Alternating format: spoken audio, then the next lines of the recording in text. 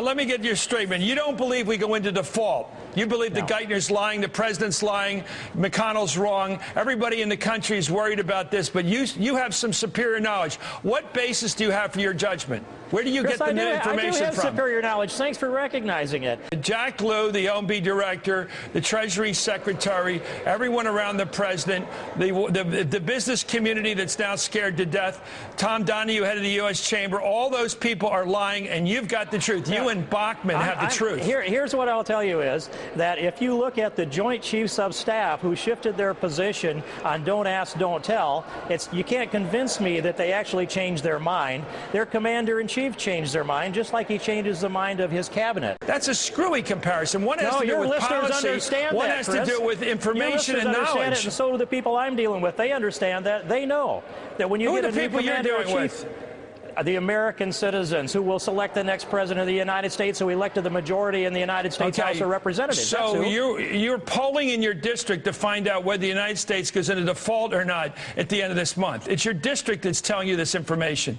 They know what's going to happen with the international and economic situation. I know this is a revelation, but I have an independent judgment as well. And they asked me to use that independent judgment. It comes from a long experience of dealing politically and in business and raising a family and being an American citizen, just like the independent judgment of my constituents. What does raising a family teach you about international finance? Requires me to use independent judgment. Where do you get a knowledge? Where does knowledge about international finance derive from raising a family?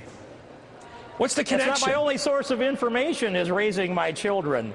There are many other sources of information, and I gather that just like you do. I mean, you seem to have an independent judgment to be my critic, so I could challenge you the same way. Well, I would ask you, do you trust the Wall Street Journal? Do you trust the Wall Street Journal? Do you trust the New York Times? I read the Wall Street Journal.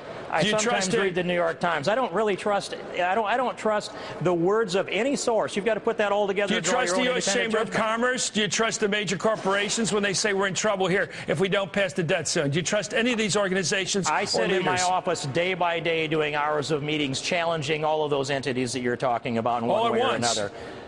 It's not all at once, individually. I've got to put together my own independent prudential judgment. Okay. I accept you're a U.S. Congressman and you have the authority to make this judgment. Let me just ask you, cite one international expert that says we don't have a problem if we don't pass the debt ceiling. Just cite one that you have trust in.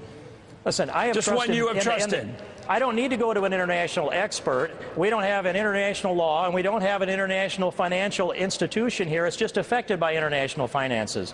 So my job is this, to try to hold our markets together. One U.S. citizen you trust on this issue who's an expert in international finance. The bill that I introduced today is the bill that adds stability to our international financial markets. And find one who will disagree with that. That's what I challenge you to do. Okay, so basically, agree that if we guarantee you we're going to service our debt, it'll be more stability, and every international expert will tell you that. Okay, thank you. Thank you, U.S. Congressman Steve Hing, for coming on Hardball. The Associated Press is reporting that Moody's has put the United States government debt on review for possible downgrade.